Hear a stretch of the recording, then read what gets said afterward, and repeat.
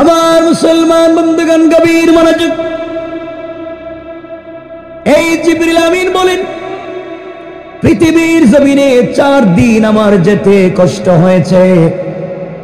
এত শক্তি থাকবার পরেও একদিন হলো আমি সিদরাতুল মুনতাহায় বসে আছি, গাছের নিচে। সিদরাতুন মানি কুল গাছ, বড়ই গাছ। মুনতাহা হচ্ছে ইন্তেহা, পৃথিবীর শেষ প্রান্ত। জিবরিল আমিন বলছেন 7 আসমানের উপরে হচ্ছে মহাশূন্য। এই মহাশূন্য পার হইয়া সিদরাতুল মুনতাহা। আমি ওই সিদরাতুল মুনতাহায় গাছের গোড়ায় বসে আছি। আল্লাহ হঠাৎ করে বলছেন, জিবরাইল তুমি কোথায়? আমি ডাক দিয়ে বললাম, আল্লাহ তাআলা আমি তো সিদরাতুল মুনতাহায় আছি। আল্লাহ বললেন, জিবরাইল রে তুমি সিদরাতুল মুনতাহায় আছো, এদিকে আমার বন্ধু ইব্রাহিমকে নমরুদ আগুনের মধ্যে ফেলে দিয়েছে। 40 কিলোমিটার পর্যন্ত আগুন জ্বালিয়েছে। 40 মাইলের ভিতরে কোনো পাখি উড়ে যেতে পারে না। উড়ে গেলেই আগুনের জবস্য হয়ে জ্বলে যায়। উপরে দিয়া পাখি উঠতে পারে না। নিচে জ্বলে পড়ে যেমন আগুন তৈরি করেছে শুধুমাত্র কেবলমাত্র ইব্রাহিম দ্বীনের দাওয়াত দেওয়ার কারণে। জিবরাইল এই মুহূর্তে ইব্রাহিমকে উলঙ্গ করে আগুনের মধ্যে তার বাবা আজর ফেলে দিয়েছে। আজর ছিলেন তৎকালীন সময়ে নমরুদের বার্থ কন্ট্রোল পরিবার পরিকল্পনা মন্ত্রী। ইব্রাহিমের বাবা নমরুদ, ইব্রাহিমের বাবা আজর ছিলেন নমরুদের মন্ত্রণালয়ের পরিবার পরিকল্পনা মন্ত্রী। এই নমরুদ দায়িত্ব দিল, তোমার ছেলেকে তুমি আগুনের ভিতরে ফেলো। কেমন শয়তান বাবা, কেমন খারাপ বাবা, নিজের সন্তানকে আগুনে ফেলে দিতে চায়। উলঙ্গ করে আগুনের মধ্যে চলক গাছ থেকে ফেলে দিয়েছে। আগুন নিচে পড়ে যাবে। আল্লাহ বলছেন, জিবরাইল তুমি সিদরাতুল মুনতাহায়, আর এদিকে চলক গাছ থেকে ইব্রাহিমকে ফেলে দিয়েছে, এখন আগুনে পড়ে যাবে। এই মুহূর্তে তুমি জান্নাতের ভিতরে যাও, জান্নাতুল ফিরদাউস থেকে কাপড় আনো। ওই কাপড় নিয়ে আমার ইব্রাহিমকে বাঁচাবার জন্য, ইব্রাহিম আগুনে পড়ে যাওয়ার আগে আগে তুমি ইব্রাহিমের নিচে তোমার 600 নূরের ডানা বিছাইয়া দাও। আল্লাহু আকবার। ইব্রাহিমকে বিছাইয়া দাও, ইব্রাহিমের নিচে পর বিছাইয়া দাও। জিবরিল আমিন বলছে, আল্লাহ ইব্রাহিম কই? আর আমি কই?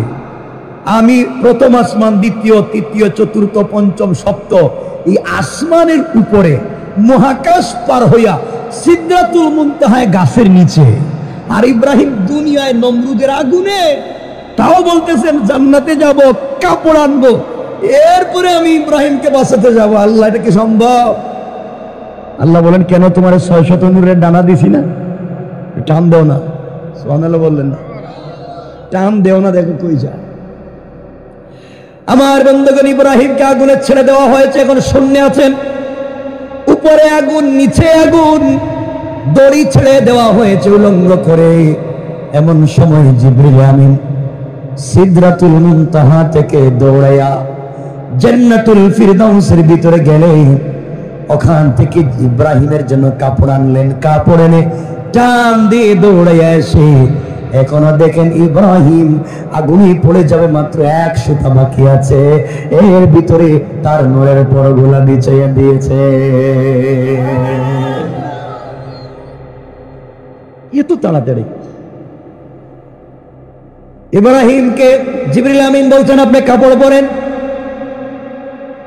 আর কেন আপনার বাবা আপনাকে আগুনে ফেলে দিল? কেন সবাই জ্বালিয়ে দিতে চায়? আপনি আমাকে বলেন, আমি আগুনটাকে নিভাইয়া দেই। ইসরাফিল বলেন, আপনি আমাকে বলেন সিংহে ফুঁক দিয়ে কিয়ামত ঘটাইয়া দেই। মিকাইল বলছেন, আমাকে বলেন আমি বৃষ্টি দিয়া সব ধ্বংস করে দেই। ইব্রাহিম বললেন, ফেরেশতারা তোমরা সবাই আমাকে দেখো, আমার কষ্ট হচ্ছে। আমি যে রবের জন্য আগুনের ভিতরে ঝাঁপ দিলাম, সেই রব কি আমাকে দেখে না?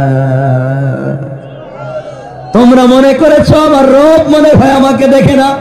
আমি আমার রবের জন্য এত পাগল হয়েছি, একবার কেন নমরুদের লক্ষ কোটি আগুনের ভিতরে কোটিবার যদি পড়তে হয়, রবকে এত ভালোবাসি, সবকিছু আমার রবের জন্য করতে রাজি। কান সুবহানাল্লাহ। এই কথা শুনে আল্লাহ রাব্বুল ইজ্জত ওয়াল জালাল আগুনকে ডাক দিয়ে বলেছেন, আগুন রে, আমার ইব্রাহিমকে কষ্ট দেওয়া যাবে না। আগুন, তুমি আমার ইব্রাহিমের জন্য এয়ার কন্ডিশন হয়ে যাও, বেশি গরম থাকবে না, বেশি ঠান্ডা হবে না। বলতে দেরি হয়েছে, ইব্রাহিমের জন্য আগুন এয়ার কন্ডিশন হয়ে গিয়েছে। কান সুবহানাল্লাহ, আল্লাহু আকবার। কিছুদিন পরে আগুন নিভছে। আগুন নিভে যাওয়ার পরে নমরুদে গান বাজনা নিয়ে একদল নিয়ে যাইতেছে। যাই, ইব্রাহিম তো নাই, এর সামলাও নাই, হাড্ডিও নাই, সব জ্বলে গেছে। ইব্রাহিম আগুনের ভিতরে বৈশা বৈশা আল্লাহ বলছেন, ও জিবরাইল, এখানে বৈশা কি করবো আমার ইব্রাহিম দীর্ঘদিন? তুমি এক কাজ করো, জান্নাতের যত দামি দামি ফল আছে ওগুলা নিয়ে তুমি আমার ইব্রাহিমের কাছে বৈশা বৈশা গল্প করো আর খাওয়াও। রাস্তে কোন সুবহানাল্লাহ। ফুল বিছানা বানাইয়া দিয়েছেন কে? এ আল্লাহ এখনো আছেন না নাই? নমরুদ গিয়ে বলছে, কি রে, শুধু ছাই দেখতেছি, ছালি, ইব্রাহিম তো নাই মনে হয়। আল্লাহ বলছেন, ইব্রাহিম আর নিচে থেকে গেলাম একটু বাইরে। ইব্রাহিম ইসলাম বাইরে হইছে। নমরুদ কই, কি রে, এটা আগুনের ভিতর থেকে কি বাইরে হইল? কাপড়ও দেখি আছে। ইব্রাহিম বলছেন, আমার শরীরে কাপড় দেখতেছস? এটার নাম কি? Fire proof. এটার নাম কি? ফায়ার প্রুফ, বুলেট প্রুফ না, এটার নাম ফায়ার প্রুফ। যা আগুনে জ্বালায় না, এমন কাপড় আল্লাহ আমাকে দিয়েছে। আমি কাপড়ের ভিতরে ছিলাম, আগুন আমাকেও জ্বালায় নাই, আমার কাপড়কেও জ্বালায় নাই। ইব্রাহিম বলছেন, নমরুদ এবার রেডি হয়ে যা, তোর উপরে খবর আছে। আল্লাহু আকবার বললেন না? এরপরে ইব্রাহিমকে, নমরুদকে সাইজ করা হয়েছে কেমনে, এটা একটু লম্বা আলোচনা, একটু লম্বা, আমরা সেদিকে যেতেও চাই। কষ্ট হচ্ছে না তো আপনাদের? একদিনের কথা বলছি। আমার মুসলমান বন্ধুগণ, গভীর মনোযোগ। 2 নম্বর দিন আল্লাহ রাব্বুল ইজ্জত ওয়াল জালাল বলেন, জিবরাইল তুমি কোথায়? আয় আল্লাহ, আমি তো জান্নাতুল ফিরদাউসে ঘুরে বেড়াই। জিবরাইল একটু যাও না। আমার বন্ধু ইব্রাহিম স্বপ্নে দেখেছে তার ছেলে ইসমাইলকে কুরবানি করতেছে। মিনায় ছেলেকে নিয়ে গেছে, দৌড়াইয়া বাচ্চা ছেলেকে নিয়ে গেছে। ওখানে নিয়ে গিয়া আল্লাহু আকবার বলে শুয়াইয়া গলার মধ্যে ছুরি লাগাইয়া দিয়েছে। তুমি তাড়াতাড়ি জান্নাতে যাও, জান্নাত থেকে একটা দুম্বা নিবা, লোহার টুকরা নিয়ে যাও। লোহার টুকরা নিয়ে গিয়া ইব্রাহিম যেখানে ছুরি লাগিয়েছে, ছুরির নিচে লোহার টুকরাটা বসাইয়া দিবা, আর ইসমাইলকে সরাইয়া দিবা। ওখানে দুম্বা দিয়ে কুরবানি যেন হয়ে যায়। ও আল্লাহ তাআলা, ইব্রাহিম কোথায়? ইব্রাহিম তো এখন আছে কই? মিনায়। ইব্রাহিম মিনায় ছেলেকে নিয়ে গিয়েছে। আয় আল্লাহ, আমি জান্নাতে এখান থেকে লোহার টুকরা নিব, আর ওখান থেকে দুম্বা নিব, এরপরে মিনায় যাব। ইব্রাহিম কি করেছে? ইব্রাহিম ইসমাইলকে বেঁধে আল্লাহু আকবার বলে গলায় ছুরি লাগাইয়া দিয়েছে। এর ভিতরেই তোমাকে পৌঁছে যাওয়া লাগবে, কোনো কথা বুঝতে চাই না, তুমি পৌঁছে যাও। হযরতে জিবরিল আমিন ওই সময় বলছেন, আল্লাহ তাআলা আপনি বললেই তো হয় যে কাটবে না, আপনি ছুরিকে বলে দিন ছুরি কাটিস না, তাহলে তো হয়ে যায়। আমরা তো কষ্ট করে গেলাম কি? আল্লাহ বললেন, জিবরাইল রে, আমার ইব্রাহিম স্বপ্নে দেখেছে তার সন্তানের গলায় ছুরি লাগাইয়া টানতেছে, গসাইতেছে। কাটছে কি কাটছে না স্বপ্নে দেখে নাই, গসাইতে দেখছে। কিন্তু আমার ইব্রাহিম গসাইতে দেখেছে। এতটুকুন পর্যন্ত স্বপ্নকে বাস্তবায়ন করতে হবে, কারণ নবীদের স্বপ্ন মিথ্যা হতে পারে না। কিন্তু গসাইতে গেলে নবী হও আর অলি হও, গলা তো কাটবেই। কথা বলে নাকি? কাটবে না মনে হয়? না কাটবে? কাটবে, গোসাইলে কাটবে। এই জন্য তুমি একটা লোহার টুকরা নিয়ে যাও। কয় আল্লাহ, কতটুকুন বলছে? কয় আল্লাহু আক বলে ফেলছে, শুধু বার বাকি হয়েছে। আল্লাহ আল্লাহু আক বলছে, বার বলতে আর কয়েক সেকেন্ডের 1 কোটি ভাগের 1 ভাগ লাগবে না। এর ভিতরে আল্লাহ কয়, তো কত বড় লাভ কি, তাড়াতাড়ি যাও। জিবরিল আমিন বলেন, ওই সময় আমি আমার 600 নূরের ডানা দিয়া এত শক্তি নিয়ে টান দিলাম, টান দিয়া জান্নাত থেকে লোহার টুকরা নিয়া দম্বা নিয়া টান দিয়া মিনার প্রান্তরে গিয়া দেখি আল্লাহু আক যে বলছিল বার এখনো শুরু করে নাই, এর ভিতরে তার শরীরের নিচে লোহা বসাইয়া দিয়েছি। আল্লাহু আকবার। কেমন জিনিস জিবরিল আমিন, বুঝতেছেন আপনারা? কষ্ট হচ্ছে মনে হইতেছে আপনাদের? পানির ফুটা তো পড়তেছে আমার উপরেও আপনাদের উপরে, এরপরও যাইতেছেন, আপনারা গেলেই তুমি রাইতে দিতেন। আমার বন্ধুগণ, কয়টা বলছি? 3 নাম্বার জিবরাইল বলেন, হঠাৎ করে আল্লাহ আমাকে বলছেন জিবরাইল কোথায়? আমি বললাম আল্লাহ তাআলা তুমি যে মাঠ বলছিলি মসজিদ নামক মাঠ থেকে ঘুরাইতেছি, কুল কিনারা তো এমনি পাই না। আল্লাহ বলেন জিবরাইল একটা কাজ করো। আল্লাহ আমি কি করব? আমার এক বন্ধুর নাম হলো ইয়াকুব, তার ছেলের নাম ইউসুফ। এই ইউসুফকে তার 10 ভাই মিলে উলঙ্গ করে কূপে ছেড়ে দিয়েছে। কূপের ভিতরে ছেড়ে দিয়েছে, আল্লাহ হাতে না ছাড়ছে, ছেড়ে দিছে। কূপের নিচে সাপ আছে, বিচ্ছু আছে, পাথর আছে। আমার ইউসুফ যদি পড়ে যায় হাত পা ভেঙে যাবে। হাত থেকে তো ছেড়ে দিয়েছে, তুমি এর ভিতরে পৌঁছে যাও। আল্লাহ কোথায় যাবো? দুনিয়া মিশরের আশেপাশে যাও। আয় আল্লাহ তাআলা এত দূর থেকে এত তাড়াতাড়ি? আল্লাহ বলেন তাড়াতাড়ি চলে যাও, 10 ভাই তো হাত থেকে ছেড়ে দিয়েছে, এখন নিচে পড়ে যাবে। তাড়াতাড়ি নিচে পড়ে যাওয়ার আগে আগে আমার ইউসুফের জন্য তুমি তোমার নূরের পাখা বিছাইয়া দাও। জিবরিল আমিন বলেন আমি দৌড় দিলাম, 6000 নূরের ডানা দিয়ে এক টান দিয়েছি। এক টান দিয়ে কূপের কাছে এসে আমি দেখতে পাই ইউসুফ নবী কূপের নিচে পৌঁছে যাচ্ছে, পাথরে পড়ে যাবে, মাত্র 1 সুতা বাকি আছে। এই সময়ের ভিতরে আমি আমার নূরের পরগুলা বিছাইয়া দিয়েছি। সুবহানাল্লাহ পড়েন, জোরে পড়েন সুবহান। জিবরিল আমিন বলছেন আল্লাহ ইউসুফে তো পাইছি, পর বিছাইয়া দিছি, কিন্তু বাচ্চাটা উলঙ্গ, কাপড় নেই।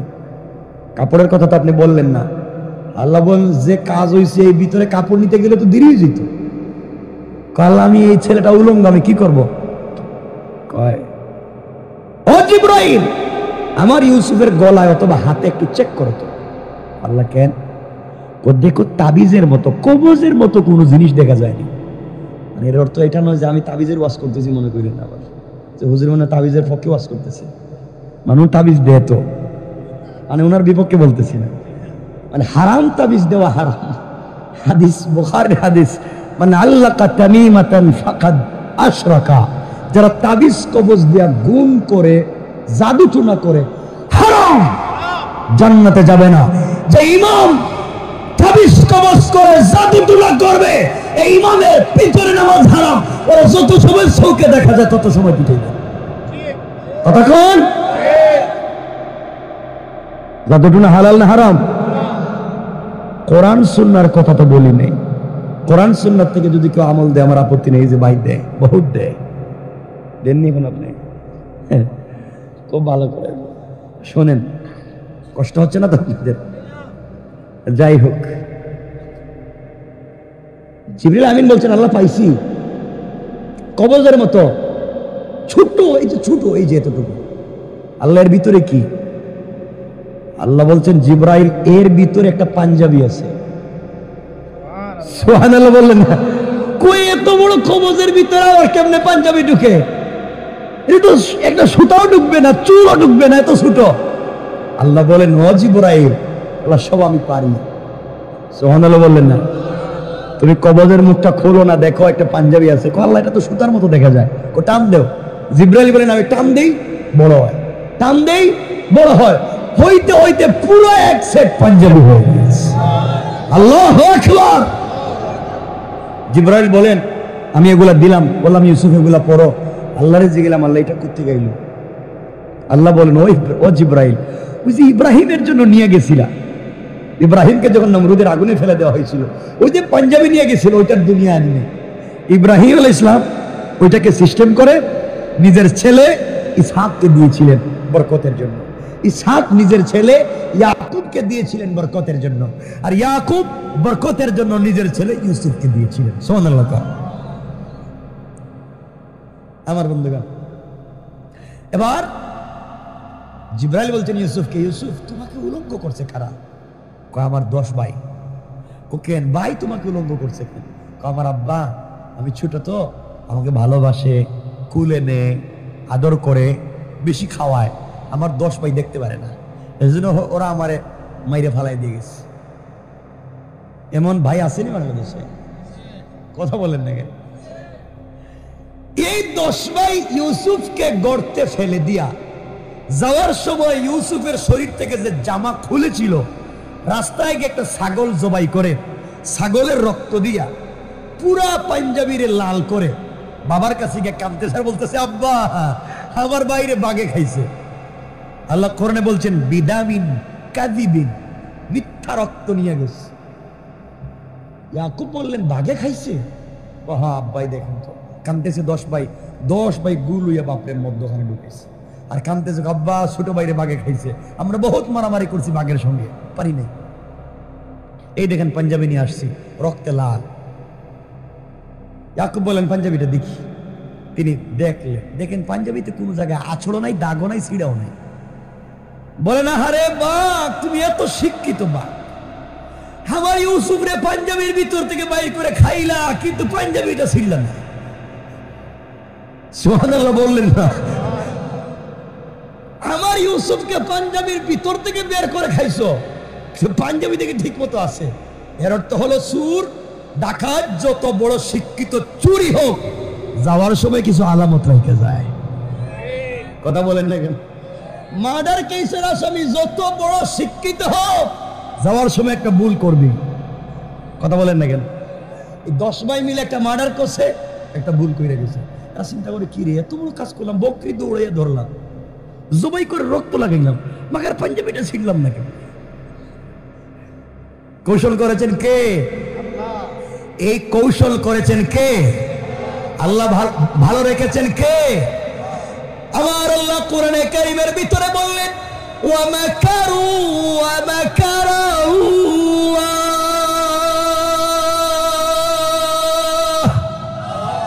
ওয়াল্লাহু খায়রুল মাকিরিন।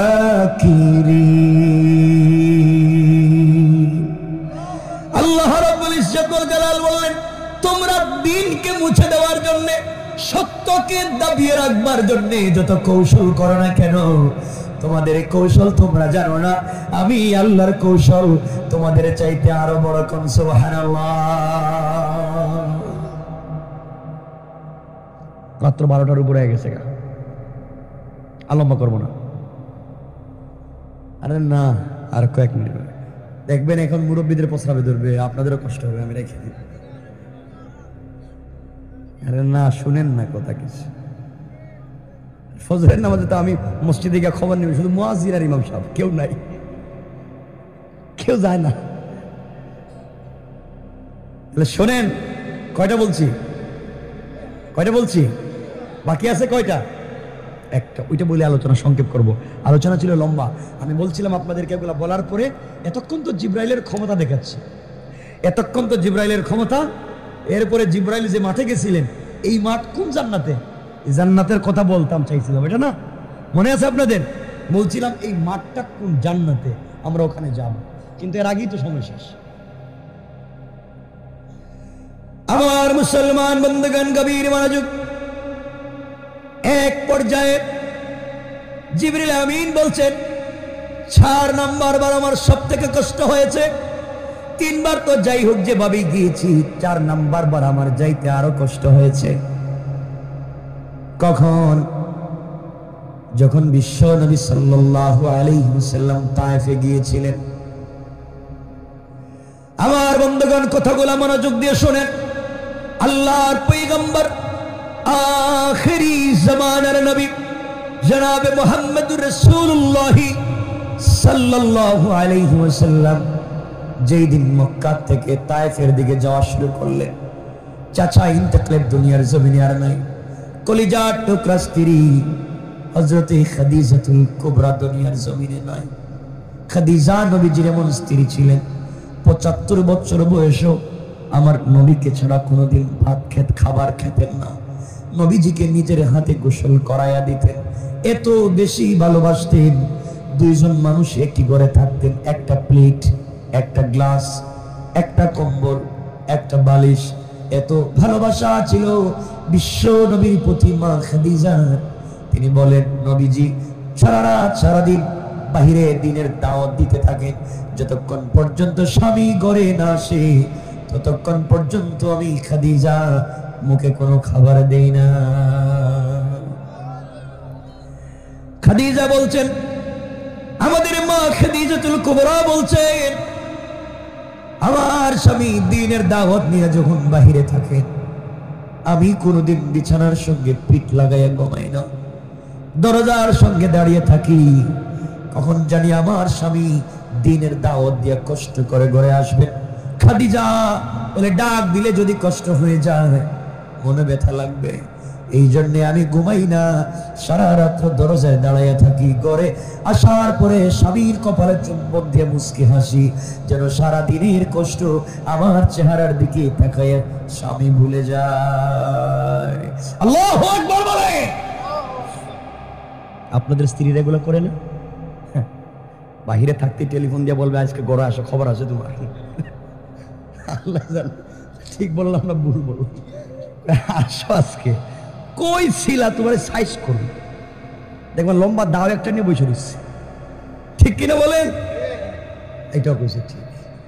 যে হারে বদনাম শুরু করছে মহিলাদের, সেই লাইনে তো ওয়াজই করতেছি না আজকে, ভাদি দিলাম। আমার মুসলমান বন্ধুগণ, গভীর মনোযোগ। বিশ্ব নবী খাদিজার ইন্তেকালের পরে, চাচা আবু তালিবের ইন্তেকালের পরে চিন্তা করলেন, মক্কায় থাকা যাবে না, মক্কার মানুষ আমাকে আঘাত করতে পারে, চলে যাই নানার বাড়িতে, তায়েফের দিকে চলে যাই। মানুষ কষ্ট পেলে তো নানার বাড়ির দিকে যায়, ওখানে গেলে আদর করবে। আমার বন্ধুগণ, বিশ্ব নবী তায়েফে গেলেন। যেই ছেলেরা আমার নবীর সাথে খেলতো, যারা আমার নবীকে সঙ্গ দিত, তাদের কাছে গিয়ে আমার নবী বলছেন, আসলিম তাসলাম, ইসলাম কবুল করো, শান্তিতে থাকবা। নবীজির সঙ্গে ছিলেন হযরতে যায়েদ। এই কথা বলবার কারণে যেই লোকগুলো আমার নবীকে ভালোবাসতো, কলিজার চাইতে বেশি ভালোবাসা ছিল, এই লোকগুলো আমার নবীকে পাগল বলে গালি দেওয়া শুরু করেছে। হাতে পায়ে দড়ি লাগায়া, শিকল লাগায়া তায়েফের উত্তপ্ত বালির উপরে পাগল বলে টানা হেঁচড়া শুরু করেছে। পাথরের উপরে বিশ্ব নবীকে টানতেছি, নবীজির শরীর থেকে রক্ত মুবারক অজুর ধারে ঝরে যায়। আমার নবীজি অজ্ঞান হয়ে গিয়েছে। চিৎকার করে ফেরেশতারা কান্না করে ডাক দিয়ে বলেছে, আল্লাহ, যাকে তৈরি না করলে দুনিয়াকে তুমি সুন্দর করে ডিজাইন করতে না, এই বিশ্ব নবীর শরীর থেকে এই মুহূর্তে রক্ত ঝরে যায়, পাগল বলে ডাকে। তুমি না বলেছো মানতা বিনিয়ামতি রাব্বিকা বিমাজনুন, তুমি না বলেছো তোমার বন্ধু পাগল না। কাফেরেরা পাগল বলে টানে। আমার নবী 3 জায়গায় অজ্ঞান হয়ে পড়ে গেলেন, জ্ঞান ফিরে না। জ্ঞান যখন ফিরে উঠে দাঁড়াতে চান, দাঁড়াতে পারেন না, তাকে আরো পিঠায় আরো মারে। আমার নবীকে আঘাত করেছে। আমাদের মা আয়েশা সিদ্দিকা আমার নবীকে নিজের হাতে গোসল করাইয়া দিতেন। মাঝে মাঝে চোখের পানি ছেড়ে বলতেন, কলিজার টুকরা স্বামী রে, তোমার মনে হয় জীবনে বসন্ত রোগ হয়েছিল। নবীজি বলছেন, কেন রে আয়েশা? আয়েশা বলছেন, ইয়া রাসূলুল্লাহ, যখন আপনাকে গোসল করাই পিঠের কাপড়গুলো ফেলে দেই, তখন পিঠের মধ্যে বসন্তের কালো কালো দাগ দেখা যায়। আমার নবী বলছেন, আয়েশা রে, আমার জীবনে কোনোদিন বসন্ত রোগ হয় নাই। যেই নবীর শরীরে বসা মাছি বসাকে আল্লাহ হারাম করে দিয়েছে, আমি যখন তায়েফে গিয়েছিলাম, তায়েফের মানুষ আমাকে পাথর দিয়ে যে আঘাত করেছে, আজকে পাথর নাই, আঘাত নাই, কিন্তু ওই সময়কার আঘাতের দাগগুলা রয়ে গিয়েছে। কিয়ামতের দিনে আল্লাহকে কাপড় উঠে দেখাবো আর বলবো, আল্লাহ তোমার দিনের জন্য আমার পিঠের দিকে তাকিয়ে দেখো কত পাথরের আঘাত আছে, এই আঘাতের বিনিময় হলো তুমি আমার উম্মত গুলাকে আজকের দিনে মাফ করে দাও।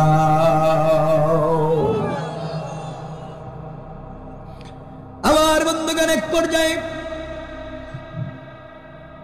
আল্লাহর নবী 3 জায়গায় যখন অজ্ঞান হয়ে গেলেন, জ্ঞান ফেরার পরে সারাদিন নবীজিকে আঘাত করা হয়েছে, কষ্ট দেওয়া হয়েছে। জ্ঞান যখন ফিরেছে, হযরতে যায়েদ আমার নবীকে ধরে ধরে একটা গাছের গোড়ায় বসাইছেন।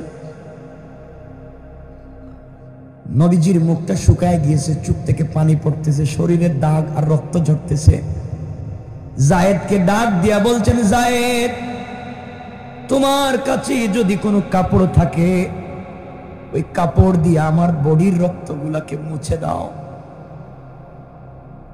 হযরতে যায়েদ কাপড় দিয়ে রক্তগুলাকে মুছতে লাগলেন। একবার যায়েদ বলছেন, ইয়া রাসূলুল্লাহ, আমার কাছে আর কোনো কাপড় নাই, সব ভিজে গেছে আপনার রক্তে। নবীজি বললেন, যায়েদ রে, তোমার পরনের কাপড় খুলে আমার রক্তগুলা মুছে দাও। এত বেশি রক্ত বের হয়েছে, হযরতে যায়েদ কাপড় খুলে রক্ত মুছে দিলেন। এবার বলছেন, ইয়া রাসূলুল্লাহ, আর আমার কাছে কোনো কাপড় নাই, কিন্তু শরীরের রক্ত তো বন্ধ হয় না। নবীজি এবার রক্তগুলাকে নিজের হাত দিয়া নিজের শরীরে মালিশ করতে লাগলেন। যায়েদ বলছেন, ওগো পয়গম্বরে আরবি, আপনি কেন নিজের শরীরে রক্তগুলাকে মালিশ করে দিচ্ছেন? রক্ত মালিশ করলে তো ভিতরে ঢুকবে না, কেন এত কষ্ট করে রক্তগুলাকে মালিশ করেন? আমার নবী ডেকে ডেকে বললেন, যায়েদ রে, এই জন্য আমি রক্তগুলা মালিশ করি, আমি জানি আমার বডির রক্ত বের হওয়া ভিতরে ঢুকবে না। তায়েফের মানুষ তো আমাকে চিনে নাই, না চিনে আমাকে আঘাত করেছে, কিন্তু তায়েফের মাটি তো আমাকে চিনতে ভুল করবে না। এক ফোঁটা রক্ত যদি তায়েফের মাটিতে আমার শরীর থেকে পড়ে যায়, তায়েফের মাটি আমার রক্তের লোভ নিতে পারবে না, সাথে সাথে ভূমিকম্প শুরু হয়ে যাবে, আল্লাহর সাথে সাথে কিয়ামত ঘটাইয়া দিবেন। এই জন্য রক্তগুলা মুছতেছি, যেন এক ফোঁটা রক্ত জমিনে না পড়ে যায়। জোরে পড়েন না সুবহান। জিবরিল আমিন বলছেন, ইয়া রাসূলুল্লাহ, আমাকে বলেন 2 পাহাড়ে একত্রিত করে চাপা দিয়ে মাইরা ফেলাই। নবীজি বললেন, জিবরাইল নারি। ইসরাফিল বলছেন, পয়গম্বর আমাকে আপনি বলুন, আমি সিংহায় ফুৎকার করে ধ্বংস করে দেই। মিকাইল বলছেন, আমাকে বলুন, শিলা বৃষ্টি দিয়ে ধ্বংস করে দিই। আমার নবী রক্তগুলা মুছতেছেন আর বলছেন, না না, ওরা হয়তো আমাকে চিনে নাই, জানে নাই, আমাকে আঘাত করেছে, আমাকে কষ্ট দিয়েছে। আমি রাসূল সকল নির্যাতন আর কষ্ট ভুলে গিয়া সবাইকে মাফ করে দিলাম, যেন তারা আমাকে কষ্ট দিল এমন একদিন আসবে, তাদের সন্তানেরা আমার দিনের জন্য জীবন দিতে রাজি হয়ে যাবে। এদেরকে মেরে ফেললে এদের সন্তান তো আসবে না। নবীজি হাত উঠাইয়া দোয়া করে বললেন, আল্লাহুম্মা গফিরলি কওমি ফাইন্নাহুম লা ইয়ালামুন।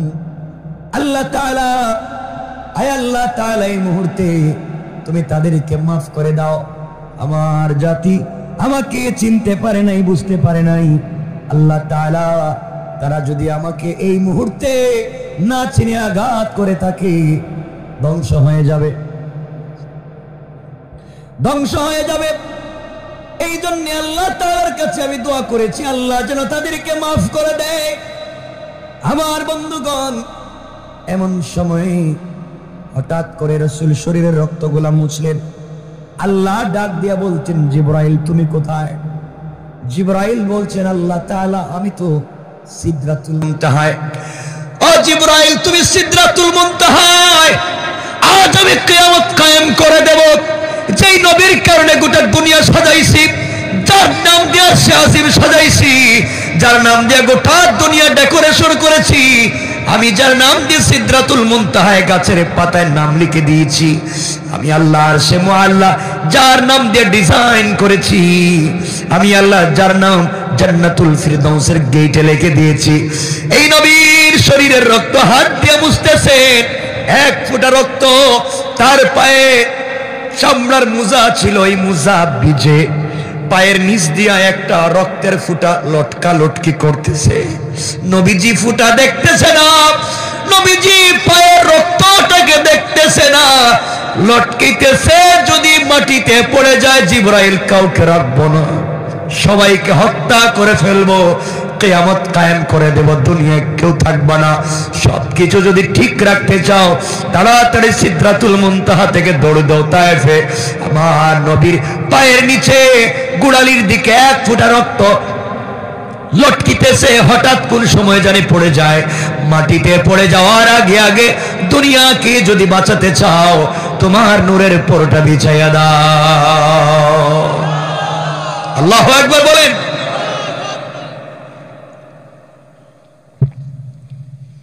আমার বন্ধুগণ, আল্লাহর রাসূল বারবার করে রক্তগুলা মুছতেছেন। হঠাৎ করে তিনিও তাকাইয়া দেখেন নাই পায়ের নিচে। আমরা তো কাপড়ের মোজা পরি, রাসূল পরতেন চামড়ার মোজা, চামড়ার মোজার নিচে এক ফোঁটা রক্ত লটকে গেছে। এমন সময়ে জিবরিল আমিন দৌড়াইয়া সিদরাতুল মুনতাহা থেকে 600 নূরের ডানা টান দিয়েছেন। টান দিয়া তায়েফে গিয়ে দেখেন আমার নবীর পা মুবারক থেকে রক্তের ফোঁটা ছুটে জমিনের দিকে যায়, মাটিতে লেগে যায় সময়ে হযরতে জিবরাইল তার 600 নূরের ডানা বিছাইয়া আমার নবীকে হেফাজত করে দিয়েছেন, আর দুনিয়াবাসীকে সাহাবার গজব থেকে বাঁচাইয়া দিয়েছেন। কোন সুবহানাল্লাহ, আল্লাহু আকবার। এই জিবরাইল এত শক্তিওয়ালা, জিবরাইলকে আল্লাহ বলছেন মাজিদ নামক মাঠটা ঘুরে আসো। জিবরাইল ঘুরতে গেলেন। এখন এই মাঠ কোন জান্নাতে আছে, এই জান্নাতের খবর বললে তো লম্বা হয়ে যেতেছে, এজন্য আর আমরা সামনের দিকে যেতে চাই না, এখানে রাইখা দিতে চাই। আলোচনা আর লম্বা করতে চাই না, কারণ 1.5 ঘন্টা হয়ে গেছে।